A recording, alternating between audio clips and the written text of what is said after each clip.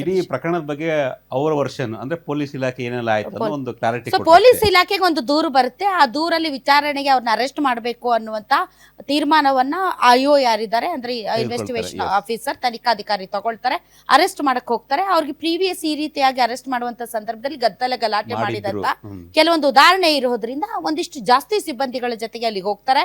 ಇದು ಆಗಿದೆ, ಬಟ್ ಆಗಿದೆ ಕರೆಕ್ಟ್, ಬಟ್ ವಿಡಿಯೋ ಮಾಡಿದವ್ರು ಯಾರು? ವಿಡಿಯೋ ಮಾಡಿ ಆ ಹೆಣ್ಮಗಳ ಆ ಒಂದು ವಿಡಿಯೋವನ್ನ ಸರ್ಕ್ಯುಲೇಟ್ ಮಾಡಿದವ್ರು ಯಾರು?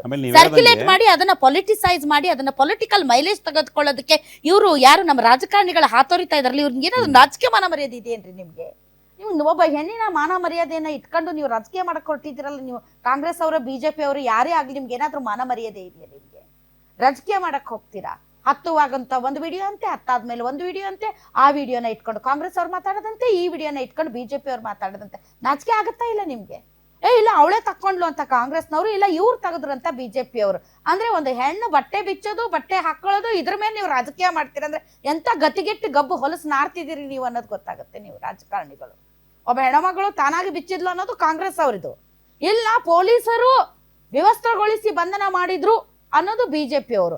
ಅಂದ್ರೆ ಒಬ್ಬ ಹೆಣ್ಮಗಳದು ಈ ಒಂದು ಮಾನ ಮರ್ಯಾದೆ ಘನತೆ ಗೌರವನ ಇಟ್ಕೊಂಡು ನಿಮ್ ಬೇಳೆ ಬೇಯಿಸ್ಕೊಳ್ಳೋದಕ್ಕೆ ನೀವು ಮುಂದಾಗ್ತಾ ಇದ್ದೀರಲ್ಲ, ನಿಮ್ ನಾಚಿಕೆ ಇದೆಯಾ? ಒಂದು. ಎರಡು, ಇದ್ರ ಹಿಂದೆ ಇರುವುದು ಮತದಾರರ ಪಟ್ಟಿ ಪರಿಷ್ಕರಣೆ ಪ್ರಕ್ರಿಯೆ. ನಾವೇನ್ ರಾಹುಲ್ ಗಾಂಧಿ ಅವರು ವೋಟ್ ಚೋರಿ ಪಶ್ಚಿಮ ಬಂಗಾಳದಲ್ಲಿ ಬಿಹಾರದಲ್ಲಿ SIR, ಪಶ್ಚಿಮ ಬಂಗಾಳದಲ್ಲಿ SIR ಅಂತಂದ್ರೆ ಸಮಗ್ರವಾಗಿ ಅಮೂಲಾಗ್ರವಾಗಿ ಮತದಾರರ ಪಟ್ಟಿ ಪರಿಷ್ಕರಣೆಗೆ ಚುನಾವಣಾ ಆಯೋಗ ಏನು ಮುಂದಾಗಿದೆ, ಈ ವಿಚಾರದಲ್ಲಿ ಕಾಂಗ್ರೆಸ್ಗೆ ಅಸಮಾಧಾನ ಇದೆ. ಯಾಕೆ ಅಂತ ಅಂದ್ರೆ ಯಾಕೆ 2.5 ಕೋಟಿ ಮತದಾರರ ತಾಳೆ ಆಗ್ತಾ ಇಲ್ಲ ಅಂತ. ಎಸ್, ಇವತ್ತು ಕೂಡ ಹೌದು, ಇವತ್ತು ಅದು ದೊಡ್ಡ ವಿಚಾರ. 2.5 ಕೋಟಿ ಮತದಾರರ ಡೀಟೇಲ್ಸ್ ತಾಳೆ ಆಗ್ತಾ ಇಲ್ಲ. ಅವರು ಮೋಸ್ಟ್ಲಿ ಇಲ್ಲ, ನಾವು ಅವ್ರನ್ನ ಅಪ್ರೋಚ್ ಮಾಡಿದಾಗ ಅವ್ರ ಮನೆಯಲ್ಲಿ ಸಿಗಲಿಲ್ಲ ಮತ್ತು ಅವರಿಗೆ ಸಂಬಂಧಪಟ್ಟಂತ ಡೀಟೇಲ್ಸ್ ಲಭ್ಯ ಆಗ್ತಾ ಇಲ್ಲ ಅಂತ. ಸೊ 2.5 ಕೋಟಿ ಅಂತಂದ್ರೆ it's not a small number. ಇದು ರಾಜಕೀಯವಾಗಿ ಅತಿ ದೊಡ್ಡ ವಿಚಾರ ಆಗುತ್ತೆ. ಬಟ್ ರಾಹುಲ್ ಗಾಂಧಿ ಅವರ ಈ ವೋಟ್ ಚೋರಿ, SIR ಮತಪಟ್ಟಿ ಪರಿಷ್ಕರಣೆಯಲ್ಲಿ BJP ಚುನಾವಣಾ ಆಯೋಗದ ಮೇಲೆ ಒತ್ತಡ ಹೇರಿ ತಮ್ಮ ವೋಟರ್ಸ್ ಯಾರಿದ್ದಾರೆ ಅಂದ್ರೆ ಕಾಂಗ್ರೆಸ್ ವೋಟರ್ಸ್ ಯಾರಿದ್ದಾರೆ ಆ ವೋಟ್ಗಳನ್ನ ಡಿಲೀಟ್ ಮಾಡಿಸ್ತಾ ಇದ್ದಾರೆ, ಆ ವೋಟರ್ಸ್ ಗಳನ್ನ ಡಿಲೀಟ್ ಮಾಡಿಸ್ತಾ ಇದ್ದಾರೆ ಅನ್ನೋದು ಅತಿ ದೊಡ್ಡ ಆರೋಪ. ಈ ಹಿನ್ನೆಲೆಯಲ್ಲಿ ಹುಬ್ಬಳ್ಳಿ ಧಾರವಾಡ ಕ್ಷೇತ್ರದಲ್ಲಿ ಮತದಾರರ ಪಟ್ಟಿ ಪರಿಷ್ಕರಣೆಗೆ ಅಂತ ಬಂದಂತಹ ಅಧಿಕಾರಿಗಳು, ಆ ಅಧಿಕಾರಿಗಳ ಜೊತೆಗೆ ಈ ಸುಜಾತಾ ಮೇಡಮ್ ಹೋಗಿದ್ರು. ಈ ಸುಜಾತಾ ಮೇಡಮ್ ಅವರ ಬ್ರದರು ಅವರು ಬೂತ್ ಅಧ್ಯಕ್ಷರಂತೆ.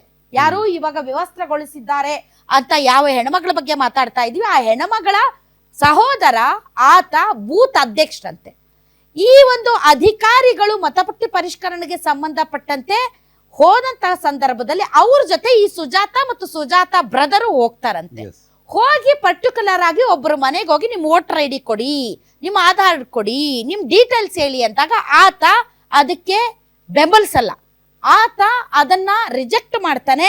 ನಾನ್ ಯಾಕೆ ಕೊಡ್ಬೇಕು ನನ್ನ ಡೀಟೇಲ್ಸ್? ನೀವ್ಯಾರು? ನೀವ್ಯಾಕೆ ಬಂದಿದ್ದೀರಿ? BJP ಅವರು ಅಧಿಕಾರಿಗಳು ಬರಬೇಕು, ಕರೆಕ್ಟು, ಆದ್ರೆ ನೀವ್ಯಾಕೆ ಬಂದಿದ್ದೀರಿ BJP ಅವರು? ನಿಮಗೆ ಯಾಕೆ ನಾನ್ ಕೊಡ್ಲಿ ಅಂತ ಪ್ರಶಾಂತ್ ಬೊಮ್ಮಾಜಿ ಅವರು ವಿರೋಧ ವ್ಯಕ್ತಪಡಿಸ್ತಾರೆ. ಪ್ರಶಾಂತ್ ಬೊಮ್ಮಾಜಿ ವಿರೋಧ ವ್ಯಕ್ತಪಡಿಸಿದ್ರು ಅನ್ನೋ ಕಾರಣಕ್ಕೆ ಈ ಹೆಣ್ಣುಮಗಳು ಮತ್ತು ಅವ್ರ ಬ್ರದರ್ ಅವ್ರ ಮೇಲೆ ಮಾರಣಾಂತಿಕ ಹಲ್ಲೆ ಮಾಡಿದ್ರು. ಪ್ರಶಾಂತ್ ಬೊಮ್ಮಾಜಿ ಮೇಲೆ ಮಾರಣಾಂತಿಕ ಹಲ್ಲೆ ಮಾಡಿದ್ರು. ಹಾಗಾಗಿ ಪ್ರಶಾಂತ್ ಬೊಮ್ಮಾಜಿ ಹೋಗಿ ಪೊಲೀಸ್ ಸ್ಟೇಷನ್ಗೆ ದೂರು ಕೊಡ್ತಾರೆ. ಅದು 307 ಕೇಸ್ ಆಗುತ್ತೆ. ಅದಾದ ಮೇಲೆ ಈ ಕಡೆಯಿಂದ ಕಾಂಗ್ರೆಸ್ ಕಾರ್ಪೊರೇಟರ್ ಇದಾರಲ್ಲ, ಅವ್ರ ಹೆಸರೇನು ಸುವರ್ಣ, ಅವರು ಕೂಡ ಒಂದು ಕಂಪ್ಲೇಂಟ್ ಕೊಡ್ತಾರೆ. ನೋಡಿ, ಈ ತರ ರಾಜಕೀಯ ಮಾಡ್ತಾ ಇದ್ದಾರೆ, ಚುನಾವಣಾ ಅಧಿಕಾರಿಗಳ ಜೊತೆಗೆ ಈಗ BJP ಅವ್ರನ್ನು ಕರ್ಕೊಂಡು ಹೋಗ್ತಾ ಇದ್ದಾರೆ ಅಂತ ಅವರೊಂದು ಕೇಸ್ ಮಾಡ್ತಾರೆ. ಆದ್ರೆ ಈ ಒಂದು ಪರ್ಟಿಕ್ಯುಲರ್ ದೂರು ಯಾವ್ದಂದ್ರೆ ಪ್ರಶಾಂತ್ ಬೊಮ್ಮಾಜಿ ಕೊಟ್ಟಿರೋ ದೂರು. ನಾನು ಡೀಟೇಲ್ಸ್ ಕೊಟ್ಟಿಲ್ಲ, ಹಾಗಾಗಿ ನನ್ನ ಮೇಲೆ ಹಲ್ಲೆ ಮಾಡಿದ್ದಾರೆ ಅಂತ. ಆ ಒಂದು ಪರ್ಟಿಕ್ಯುಲರ್ ಕೇಸ್ಗೆ ಸಂಬಂಧಪಟ್ಟಂತೆ ಇವತ್ತು ಹೋಗಿ ಅಲ್ಲಿ ಅರೆಸ್ಟ್ ಮಾಡುವಂತಹ ಸಂದರ್ಭದಲ್ಲಿ 1ನೇ ತಾರೀಕು ಈ ಪ್ರಕ್ರಿಯೆ ನಡೆಯುತ್ತೆ. 5ನೇ ತಾರೀಕು ಅರೆಸ್ಟ್ ಮಾಡಕ್ ಹೋಗ್ತಾರೆ. 5ನೇ ತಾರೀಕು ಅರೆಸ್ಟ್ ಮಾಡುವಂತ ಸಂದರ್ಭದಲ್ಲಿ ಈ ಹೋಲ್ ಡ್ರಾಮಾ ನಡೆಯುತ್ತೆ. ಇದರ ಹಿಂದೆ ಇರೋದೇನು? ಇದರ ಹಿಂದೆ ಇರೋದು ರಾಜಕೀಯ. ಏನ್ ರಾಜಕೀಯ? ವೋಟ್ ರಾಜಕೀಯ. ಯಾವ ತರ ವೋಟ್ ರಾಜಕೀಯ? ಅಲ್ಲ ರೀ, ಚುನಾವಣಾ ಆಯೋಗದಿಂದ ಬಂದಂತಹ ಅಧಿಕಾರಿಗಳು BJP ಕಾರ್ಯಕರ್ತರನ್ನ ಕರ್ಕೊಂಡೋಗಿ ನೀವು ಮನೆಗೂ ಹೋಗಿ ನೀವು ದಾಖಲೆಗಳನ್ನ ಪರಿಶೀಲನೆ ಮಾಡುವಂತಹ ದೇಹದಲ್ಲಿ ಬ್ಯಾಡ್ ಕೊಲೆಸ್ಟ್ರಾಲ್ ಜಾಸ್ತಿ ಆದಾಗ ಹಾರ್ಟ್ ಅಟ್ಯಾಕ್ ಆಗೋ ಚಾನ್ಸಸ್ ಜಾಸ್ತಿ. ಇತ್ತೀಚೆಗಂತೂ ಸಿಕ್ಕಾಪಟ್ಟೆ ನ್ಯೂಸ್ನ ಕೇಳ್ತಾನೆ ಇದ್ದೀವಿ. ಸೊ ಬ್ಯಾಡ್ ಕೊಲೆಸ್ಟ್ರಾಲ್ನ ಕಮ್ಮಿ ಮಾಡೋದಕ್ಕೆ ಉತ್ತಮವಾದ ಆಹಾರ ತುಂಬ ಇಂಪಾರ್ಟೆಂಟು. ಜೀನಿ ಸ್ಲಿಮ್ ಯೂಸ್ ಮಾಡಿ. ಕರೆಕ್ಟ್, ಜೀನಿ ಸ್ಲಿಮ್ನಲ್ಲಿರುವಂತಹ ಎಷ್ಟೋ ಆಹಾರ ಧಾನ್ಯಗಳು ಕೊಲೆಸ್ಟ್ರಾಲ್ ಲೆವೆಲ್ನ ಕಮ್ಮಿ ಮಾಡೋದಕ್ಕೆ ಹೆಲ್ಪ್ಫುಲ್ ಆಗುತ್ತೆ. ಸೊ ಹೆಲ್ದಿ ಆಗಿರಿ, ಜೀನಿ ಸ್ಲಿಮ್ನ ಯೂಸ್ ಮಾಡಿ. ಕೆಲಸ ಯಾಕೆ ಮಾಡಿದ್ರಿ ನೀವು? ಇಂಥದ್ದು ಮಾಡಿದಾಗಲೇ ಸ್ವಾಯತ್ತ ಸಂಸ್ಥೆಗಳ ಮೇಲೆ ಅತಿ ದೊಡ್ಡ ಆರೋಪ ಮತ್ತು ಅನುಮಾನ ಬರೋದು.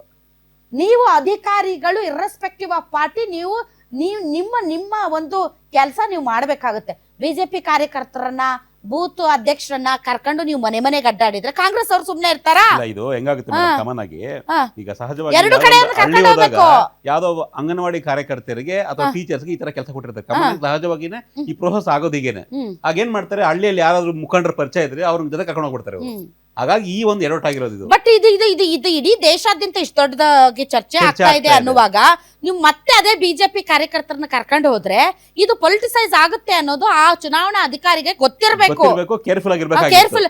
ಅಕಸ್ಮಾತ್ ನಿಮ್ಗೆ ಬೇಕೇ ಅಂತಂದ್ರೆ ಎಲ್ಲಾ ಪಕ್ಷದವ್ರನ್ನ ಕರ್ಕೊಂಡು ಹೋಗಿ, ಎಲ್ಲಾ ಪಕ್ಷದವ್ರನ್ನು ಕರ್ಕೊಂಡು ಹೋಗಿ. ಅಥವಾ ನನಗೆ ಕೇಳಿದ ಪಕ್ಷದವ್ರದ್ದು ಅವಶ್ಯಕತೆನೇ ಇಲ್ಲ. ಯಾಕೆ ಅಂತಂದ್ರೆ ನೀವು ನಿಮಗೆ ಆದಂತಹ ನಿರ್ಧಾರಗಳನ್ನ ತೆಗೆದುಕೊಳ್ಳುವಂತ ಒಂದು ಸ್ವಾಯತ್ತ ಸಂಸ್ಥೆ. ಇಷ್ಟು ಜನ ವೋಟರ್ಸ್ ನಾವು ಡಿಲೀಟ್ ಮಾಡ್ತೀವಿ, ಇಷ್ಟು ಜನರನ್ನ ಆಡ್ ಮಾಡ್ತೀವಿ ಅಂತ ನೀವೇನ್ ಪಕ್ಷದವ್ರನ್ನ ತಗೊಳ್ತೀರಿ? ರಾಹುಲ್ ಗಾಂಧಿನ, ಮೋದಿ ಅವ್ರನ್ನ ತಗತ್ತೀರಿ? ಸೊ ಇಂತಹ ಒಂದು ಎಡವಟ್ಟುಗಳನ್ನ ಚುನಾವಣಾ ಆಯೋಗ ಗಮನ ಹರಿಸಿ ಇಂತಹ ಎಡವಟ್ಟುಗಳನ್ನ ಆಗದೆ ಇರೋ ತರ ನೋಡ್ಕೊಳ್ಬೇಕು. ಇಂತಹ ಸಣ್ಣ ಪುಟ್ಟ ಎಡವಟ್ಟುಗಳಿಂದ ಜನ ಚುನಾವಣಾ ಆಯೋಗದ ಮೇಲೂ ಕೂಡ ನಂಬಿಕೆ ಕಳೆದುಕೊಳ್ಳುವಂತಹ ಪರಿಸ್ಥಿತಿ ನಿರ್ಮಾಣ ಆಗುತ್ತೆ. ಯಾಕೆ ಅಂತಂದ್ರೆ first of all Rahul Gandhi ಅವರು ಎತ್ತಿರುವಂತ ಈ ವೋಟ್ ಚೋರಿ, ಮತದಾರ ಪಟ್ಟಿ ಪರಿಷ್ಕರಣೆ ದೊಡ್ಡ ಗೊಂದಲ ಕೂತಿದೆ. ಬೇಕಾದವ್ರನ್ನ ಡಿಲೀಟ್ ಮಾಡ್ತಾರೆ, ಬೇಕಾದವ್ರನ್ನ ಇಟ್ಕೊಳ್ತಾರೆ ಅಂತ. ಅಂತದ್ರಲ್ಲಿ ನೀವು ಬಿಜೆಪಿ ಅವ್ರನ್ನ ಕರ್ಕೊಂಡೋಗಿ ನೀವು ಊರೆಲ್ಲ ತಿರುಗ್ತೀರಿ ಅಂತಂದ್ರೆ ಡೆಫಿನೆಟ್ಲಿ ಇಲ್ಲೊಂದು ವಿರೋಧ ವ್ಯಕ್ತವಾಗುತ್ತೆ. ಬಟ್ ಇದೆಲ್ಲದರ ಆಚೆಗೆ ಈ ಒಂದು ರಾಜಕೀಯ ವೈಷಮ್ಯಕ್ಕೆ ಒಬ್ಬ ಹೆಣ್ಮಗಳನ್ನ ಮುಂದಿಟ್ಟುಕೊಂಡು ರಾಜಕೀಯ ಮಾಡಕ್ ಹೊರಟಿದ್ದೀರಲ್ಲ ನೀವು ರಾಜಕೀಯ ಪಕ್ಷಗಳು, ನೀವು ಯಾವ ಲೆವೆಲ್ಗೆ ಬಂದ್ಬಿಟ್ಟಿದ್ದೀರಿ ನೀವು ಅಂತ.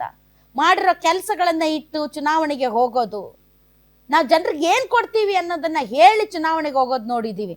ಅದನ್ನ ಬಿಟ್ಬಿಟ್ಟು ಒಬ್ಬ ಹೆಣ್ಮಗಳ ಮಾನ ಮರ್ಯಾದೆ ಹರಾಜಾದ್ರೂ ಪರವಾಗಿಲ್ಲ ನಾವು ಮೈಲಿಸ್ತಾ ಹೋಗ್ಬೇಕು. ಒಬ್ಬ ಹೆಣ್ಮಗಳು ಒಬ್ಬ ಸತ್ರು ಪರವಾಗಿಲ್ಲ ನಾವು ಮೈಲಿಸ್ತಾ ಹೋಗ್ಬೇಕು. ಆ ಲೆವೆಲ್ಗೆ ಬಂದ್ಬಿಟ್ಟಿದ್ದಾರೆ ಇವರು.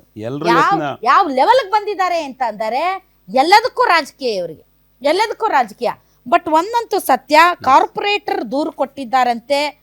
ಆಮೇಲೆ ಹೇಳೋದು ಏನ್ ಬಿಡ್ರಿ, ಆ ಹೆಣ್ಮಗಳಿಗೆ ಏನ್ ಬಟ್ಟೆ ಬಿಚ್ಚಿದ್ರು ನಡೀತಿದೆ. ಯಾಕಂದ್ರೆ ಆ ಹೆಣ್ಮಗಳ ಕ್ಯಾರೆಕ್ಟರ್ ಸರಿ ಇರ್ಲಿಲ್ಲ. ಈ ಹಿಂದೆ ಅವ್ರು ಗಾಂಜಾ, ಅವರು ಡ್ರಗ್ಸು, ಅವರು ಅವ್ರದ್ದು ಹನಿ ಟ್ರ್ಯಾಪ್ ಕೇಸ್ ಇದೆ, ಅವ್ರ ಮೇಲೆ ಅದಿದೆ. ಆಕೆ ಮೇಲೆ ಏನೇ ಕೇಸ್ ಇರ್ಲಿ, ಪ್ರತಿಯೊಬ್ಬ ಹೆಣ್ಮಗಳು ಈ ಸಮಾಜದಲ್ಲಿ ಘನತೆ ಗೌರವದಿಂದ ಬದುಕೋದಕ್ಕೆ ಅರ್ಹಳಿದ್ದಾಳೆ. ನಮ್ಮ ಸಂವಿಧಾನ ಆ ಹಕ್ಕು ಅಧಿಕಾರವನ್ನ ಪ್ರತಿಯೊಬ್ಬ ಹೆಣ್ಮಕ್ಳಿಗೂ ಕೊಟ್ಟಿದ್ದಾರೆ, ಆಕೆ ಎಂತದ್ದೇ ಆಗ್ಲಿ. ಆದ್ರೆ ಆ ಘನತೆ ಗೌರವ ಕಾಪಾಡಬೇಕಾದಂತವ್ರು ಇವತ್ತು ಶೂಟ್ ಮಾಡಿ ಅದನ್ನ ತಮ್ಮ ಅನುಕೂಲಕ್ಕೆ ತಕ್ಕಂತೆ ಬಿಟ್ಟು ಮೈಲೇಜ್ ತಗೊಳ್ತಾರೆ ಅಂದ್ರೆ ಶೇಮ್ ಆನ್ ಯು. ಈ ರಾಜಕಾರಣಿಗಳು ಇಂಥ ಗಬ್ಬ ರಾಜಕೀಯ ಮಾಡೋದನ್ನ ಬಿಟ್ಬಿಟ್ಟು ಹೆಣ್ಮಕ್ಳ ಘನತೆ ಗೌರವ ಕಾಪಾಡೋದನ್ನ ಒಂದ್ ಸ್ವಲ್ಪ ಕಲ್ತ್ಕೊಳ್ಳಿ. ಆಮೇಲೆ ಈ ವಿಚಾರದಲ್ಲಿ ಪೊಲೀಸರು ನನಗೂ ಕಚ್ಬಿಟ್ಲು ನನಗೂ ಹೊಡೆದ್ಬಿಟ್ಲು ಅಂತ ಹೇಳ್ತಾ ಇದ್ದೀರಿ. ಪೊಲೀಸರಿಗೆ ಹೊಡೆದ್ರೆ ನೀವು ಸುಮ್ಮನೆ ಇರ್ತೀರೇನ್ರಿ?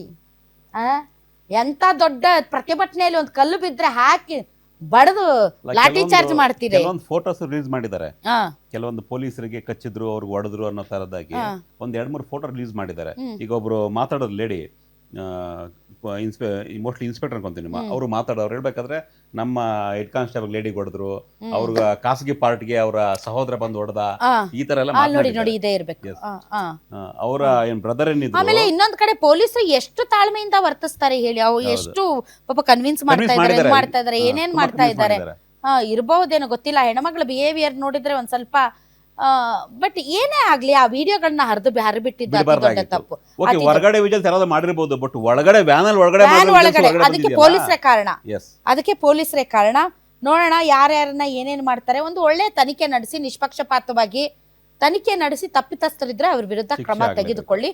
ರಾಜಕೀಯ ಪಕ್ಷಗಳು ಒಂದು ಹೆಣ್ಮಗಳ ಮಾನ ಮರ್ಯಾದೆನ ಇಟ್ಕೊಂಡು ಗಬ್ರಾಜಕೀಯ ಮಾಡೋದನ್ನ ನಿಲ್ಲಿಸಿ. ಮುಂದಕ್ಕೆ ಹೋಗೋಣ, ಬಹಳ ಹೊತ್ತಾಯ್ತು ಇದೇ ಸುದ್ದಿಗೆ. ಓಕೆ, ಒಂದು ಬ್ರೇಕ್ ತಗೊಳ್ತೀವಿ. ಬ್ರೇಕ್ನ ನಂತರ ಮತ್ತೆ ಅದೇ ರಾಗ, ಅದೇ ಹಾಡು, ಅದೇ ಸೀರಿಯಲ್, ಅದೇ ಮಹಾಭಾರತ, ಅದೇ ರಾಮಾಯಣ. ಕೊಟ್ಟ ಮಾತನ್ನ ಉಳಿಸಿಕೊಳ್ಳಬೇಕು. World power is world power, world power is world power. ಇದು ಹೊಸ ಟ್ರೆಂಡ್. ಇದು world power is world power. So KGF ಅಲ್ಲಿ ಒಂದು ಡೈಲಾಗ್ ಬಂದಿತ್ತು, ಅದೇನೋ ಅಂತಾರಲ್ಲ ಪವರ್ಫುಲ್, ಅದ್ ಆ ತರ DK ಶಿವಕುಮಾರ್ ಅವ್ರದ್ದು world power is world power ಅನ್ನೋದು. ಸೊ ಈಗ ಮತ್ತೆ ಶುರು, ಯಾಕೆ ಅಂತಂದ್ರೆ ಒತ್ತಡ ಏರ್ಬೇಕಪ್ಪ, ಸುಮ್ನೆ ಏನು ಬರೋದಿಲ್ಲ. ರೆಕಾರ್ಡ್ ಬ್ರೇಕ್ ಆಯ್ತಲ್ಲ, ಮುಗೀತು ಸಿದ್ದರಾಮಯ್ಯನವ್ರಿಗೆ ಆಸೆ ಇತ್ತು, ಆಸೆ ತೀರಿಸ್ಕೊಂಡ್ರು, ಮುಗೀತು. ಈಗ ಇನ್ನೇನಿದ್ರು ಮತ್ತೆ ಶುರು ಆಟ, ಹೊಸ ಆಟ, ಹೊಸ ರೂಪದಲ್ಲಿ, ಹೊಸ ಬಣ್ಣಗಳ ರೀತಿಯಲ್ಲಿ, ಫುಲ್ ಆನ್ ಎಂಟರ್ಟೈನ್ಮೆಂಟ್.